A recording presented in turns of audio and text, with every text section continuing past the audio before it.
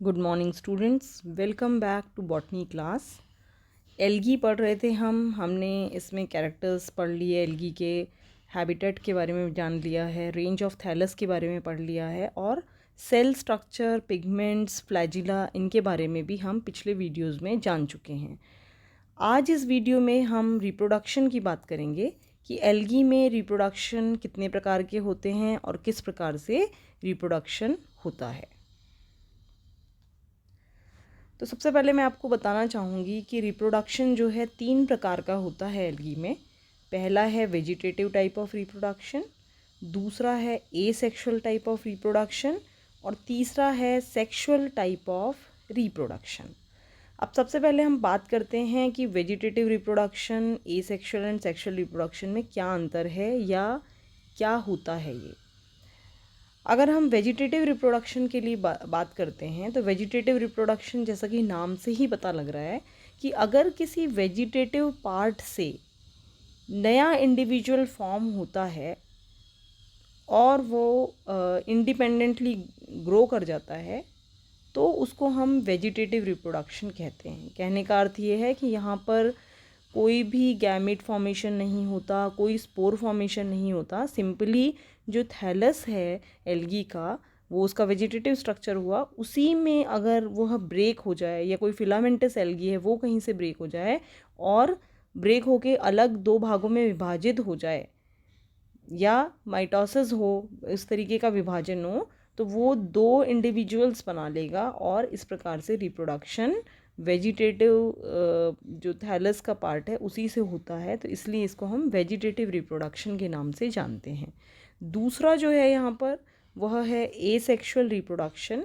Asexual reproduction से अर्थ होता है कि ऐसा रिप्रोडक्शन जिसमें कि स्पोर फॉर्मेशन तो हो लेकिन किसी भी प्रकार का फ्यूजन ना हो, सिर्फ स्पोर्स की माध्यम से प्लांट जो है सिंगल पेरेंट, यहाँ पर 2 पेरेंट्स की आवश्यकता नहीं है, सिर्फ एक ही पेरेंट जो होता है, एक ही जो एल्गी है वो स्पोर बनाएगी और वो स्पोर जो है जर्मिनेट होके नया प्लांट बना देता है। तो अगर इस प्रकार का रिप्रोडक्शन है then it is known as asexual reproduction.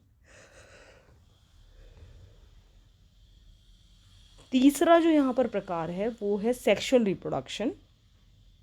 Sexual reproduction में 2 पेरेंट्स की आवश्यकता होती है, मोस्टली 2 पेरेंट्स की आवश्यकता होती है। कुछ कुछ एल्गीज होती हैं जिसमें कि ऑटोगैमी वगैरह से रिप्रोडक्शन हो सकता है, लेकिन ज़्यादातर 2 पेरेंट्स की आवश्यकता होती है और गैमेट फॉर्मेशन होता है।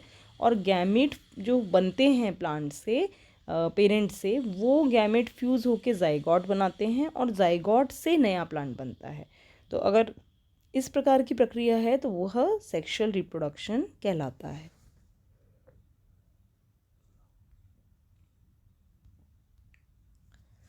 अब हम सबसे पहले इस वीडियो में वेजिटेटिव रिप्रोडक्शन के बारे में बात करेंगे कि वेजिटेटिव रिप्रोडक्शन जो है वो क्या होता है।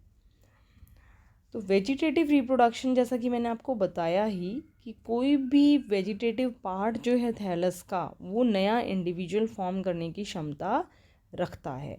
यहाँ पर न तो कोई स्पोर फॉर्मेशन होगा, न कोई ऑल्ट्रेशन और जनरेशन होगा, और ये सबसे कॉमन एक टाइप है रिप्रोडक्शन का एल्गी के अंदर।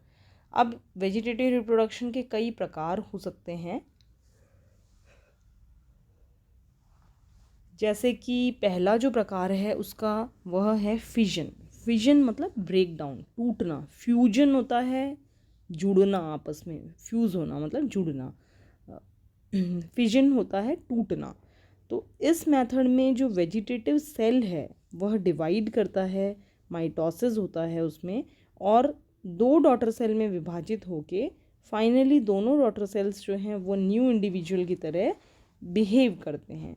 ये सबसे सिंपलेस्ट और कॉमन मेथड है और मोस्टली यूनिसेलर एल्गीज में पाया जाता है और इसे बाइनरी फिजन के नाम से भी जानते हैं। एग्जाम्पल अगर हम देखना चाहें तो क्लेमाइडोमोनास जो है, जो कि यूनिसेलर ग्रीन एल्गी है, उसके अंदर ये एग्जाम्पल आपको ये इस प्रकार का डिवीजन देखने को मिलता है। अगर हम चित्र में भी देखते हैं तो आप देख सकते हैं कि ये यूनिसेलर एल्गी है, इसमें बीच में सेप्टम डेवलप हुआ, माइटोसिस हुआ और ये 2 डॉटर सेल्स में डिवाइड हो गई। अब ये दोनों डॉटर सेल जो है नए इंडिविजुअल की तरह एक्ट करेंगे। तो बिल्कुल सिंपल माइटोटिक डिवीजन से यहाँ पर वेजिटेटिव रिप्रोडक्शन दिखाया गया है। अब चलते हैं हम नेक्स्ट पे। सेकंड आता है यहाँ पर फ्रैगमेंटेशन। फ्रैगमेंटेशन मतलब फ्रैगमेंट या कोई टुकड़ा टूट के अलग हो जाना। ये मोस्टली मल्टीसेलुलर फॉर्म्स के अंदर आपको देखने को मिलता है, जो कि फिलामेंटस जहाँ पर थैलस होता है फिलामेंट के फिलामेंट जैसा, और उसके अंदर अगर ब्रेक डाउन हो जाता है, जैसे कि इस डायग्राम में भी आप देख रहे हैं कि यहाँ पर ये फिलामेंट टूट गया है, इसका ब्रेक डाउन हो गया, तो ये दो अलग अलग हिस्से हो गए और ये एक तरीके से न्यू इंडिविजुअल की तरह एक्ट करने लगेगा। तो फ्रैगमेंटेशन किसी भी प्रकार से हो सकता है। फ्रैगमेंटेशन एक्सीडेंटली हो सकता है, या कोई सेपरेशन डिस्क उसके बीच में फॉर्म हो गई, या कोई मैकेनिकल इंजरी हो गई। किसी भी प्रकार से फ्रैगमेंटेशन होने पे वो थैलस जो है दो में विभाजित होगा और दोनों जो पार्ट हैं उसके, दोनों जो पीसेस हैं वह एक्ट करेंगे नए इंडिविजुअल की तरह। तो यहाँ पर हम एग्जाम्पल के रूप में देख सकते हैं स्पायरोगायरा है, यूलिथ्रिक्स है, ऑसिलेटोरिया है, सिलेंड्रोस्पर्मम है। इन सभी के अंदर आपको फ्रैगमेंटेशन देखने को मिलता है। अब आते हैं हम फ्रैगमेंटेशन के बाद हॉर्मोगोनिया। ये कई बार पूछा जाता है, शॉर्ट नोट की तरह भी एग्ज़ाम में आता है। ये फुल क्वेश्चन भी आ सकता है कि वेजिटेटिव रिप्रोडक्शन समझाइए, या एक और बड़ा क्वेश्चन आ सकता है कि सभी प्रकार के रिप्रोडक्शन मतलब रिप्रोडक्शन इन एल्गी से आप क्या समझते हैं। 8 नंबर का क्वेश्चन आ गया, तो उसमें आपको तीनों बताने पड़ेंगे, vegetative reproduction, asexual reproduction and sexual reproduction. और हॉर्मोगोनिया में इसलिए कह रही हूँ कि जो शॉर्ट नोट आते हैं बिल्कुल छोटे, उनके अंदर जो है हॉर्मोगोनिया को परिभाषित कीजिए, हॉर्मोगोनिया क्या होता है उसके बारे में लिखिए, इस प्रकार के प्रश्न आ सकते हैं। तो आपको सबसे पहले ये बताना है यहाँ पर कि हॉर्मोगोनिया जो है वह एक तो वेजिटेटिव रिप्रोडक्शन का प्रकार है, वेजिटेटिव रिप्रोडक्शन का प्रकार है, और वो ब्लू ग्रीन एल्गी, जिसको कि हम साइनोफाइटा के नाम से भी जानते हैं या मिक्सोफाइटा के नाम से भी जानते हैं, उसमें पाया जाता है। इसमें होता क्या है, जो ब्लू ग्रीन एल्गी का जो ट्राइकोम है, ट्राइकोम से मतलब है कि जो फिलामेंटस एल्गी है यहाँ पर भी, और वो म्यूसिलेजिनस शीथ से ढकी रहती है। तो जो ट्राइकोम है यहाँ पर वो ब्रेक डाउन करेगा शीथ के अंदर, जब वो शीथ में है, कवरिंग में है, तभी उसका ब्रेक डाउन हो जाएगा और एक जो सेल बना लेगा, वो एक पीस जो बन जाएगा। जैसे ये देखिए, ये है एक हार्मोगोन। तो अब ये आप देख रहे हैं, ये पूरा एक फिलामेंट था और ये यहाँ से बीच के अंदर ये डेड सेल आ गया, जिसको कि नेक्रीडिया कहा जाता है। इस डेड सेल के आने से ये पार्ट जो है इस पार्ट से अलग हो जाएगा, तो ये एक हार्मोगोन कहलाएगा। फिर ये इस तरीके का ये हार्मोगोन कहलाएगा। और ये हार्मोगोन जो है इस सेपरेशन डिस्क या नेक्रीडिया या डेड सेल आने से जो है यहाँ से ब्रेक हो जाएगा, फिलामेंट ट्राइकोम ब्रेक हो जाएगा, और ये हार्मोगोन जो है वो नए इंडिविजुअल को जन्म दे सकता है, न्यू इंडिविजुअल यहाँ पर फॉर्म हो जाएगा। तो एग्जाम्पल अगर हम देखें तो नॉस्टॉक के अंदर, ऑसिलेटोरिया में, सिलेंड्रोस्पोरियम में, इनके अंदर सबके अंदर आप ये इस प्रकार का हार्मोगोनिया फॉर्मेशन देख सकते हो, या ये कह सकते हैं कि इस प्रकार का वेजिटेटिव रिप्रोडक्शन देखने को मिलता है।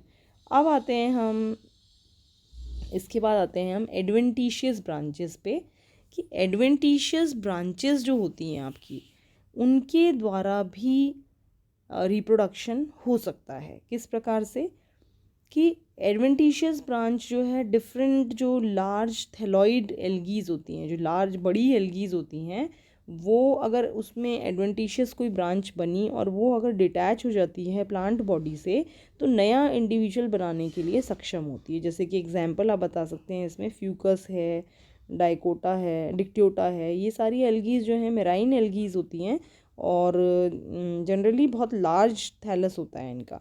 एडवेंटिशियस ब्रांचेस जो है वो कारा में भी फॉर्म होती है और वो जनरली इंटरनोड जो होता है वहाँ पर बनती है, और ब्रेक डाउन उसका हो जाता है। एडवेंटिशियस ब्रांचेस वहाँ से टूट जाती हैं, हट जाती हैं, अलग हो जाती हैं, तो वो नया प्लांट बनाने में सक्षम होती है। तो ये भी एक रिप्रोडक्शन का, वेजिटेटिव रिप्रोडक्शन का टाइप है।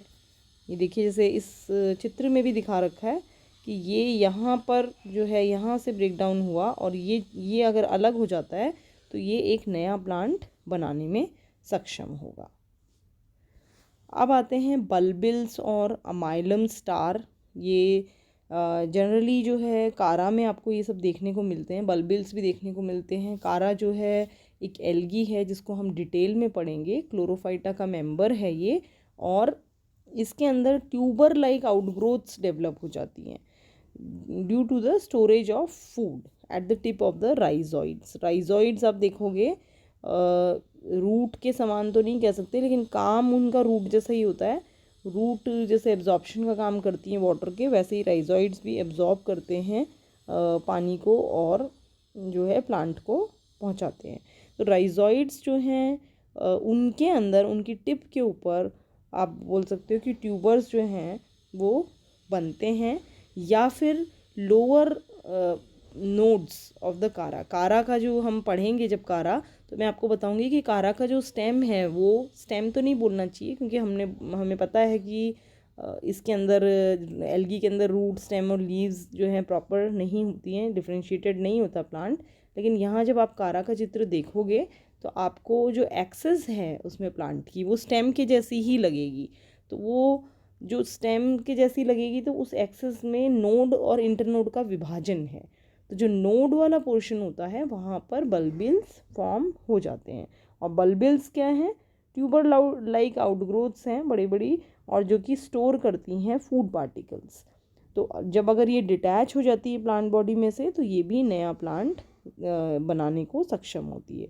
उसी प्रकार से एक स्टार शेप्ड स्ट्रक्चर भी पाया जाता है, वह भी लोअर नोड्स पे ही मिलता है कारा के, और इनको हम कहते हैं अमाइलम स्टार। और जब ये भी डिटैच हो जाते हैं, अलग हो जाते हैं प्लांट की बॉडी से, तो ये भी नए प्लांट को जनरेट कर सकते हैं।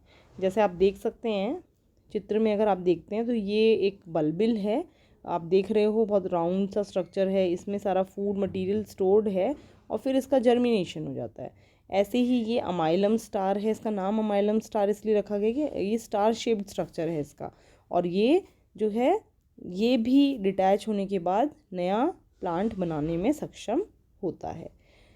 अब आते हैं हम बडिंग के ऊपर। हमने कई सारे टाइप इसमें देख लिए, बडिंग भी एक टाइप है। बडिंग से मतलब है कि जो पेरेंट प्लांट है उसमें ही छोटा सा प्रोट्यूबरेंस बन जाता है, इस तरीके से अलग से एक, आप देख सकते हैं चित्र के अंदर कि अलग से एक पार्ट निकल जाता है यूँ इस तरीके से, और फिर वो धीरे धीरे निकलते निकलते यहाँ पर बीच में सेप्टम डेवलप हो जाता है या वॉल डेवलप हो जाती है, और ये बड जो है ये अलग हो जाता है। जब ये अलग हो जाता है तो ये फिर अलग होके नया इंडिविजुअल बनाने में सक्षम होता है। तो कई जगह पे आपको इस प्रकार का भी रिप्रोडक्शन का टाइप आपको मिल जाएगा। तो हमने यहाँ पर फ्रैगमेंटेशन की बात करी, हमने यहाँ पर आपको फिजन बताया, एडवेंटिशियस ब्रांचेस की बात करी, हमने बल्बिल्स के बारे में आपको बताया, अमाइलम स्टार के बारे में बताया, बडिंग के बारे में बताया। तो इस प्रकार से कई सारे ऐसे हार्मोगोनिया के बारे में बताया। बहुत सारे ऐसे प्रोसेसेस हैं जिसमें कि स्पोर या स्पोर फॉर्मेशन या फिर फ्यूजन ऑफ गैमेट्स की आवश्यकता नहीं होती, और सीधे के सीधे डायरेक्टली वेजिटेटिव पार्ट से ही नया प्लांट फॉर्मेशन हो जाता है। तो यहाँ पर हम इसको ख़त्म करते हैं। Thank you so much. आप आशा करती हूँ मैं आपको ये समझ में आ गया होगा। नहीं अगर आपको समझ में आता है इसमें तो आप मुझसे पूछ भी सकते हैं, और इसके अलावा आप इसको बुक से भी पढ़िए। मैं आशा करती हूँ आपको समझ में आ जाएगा। Thank you so much.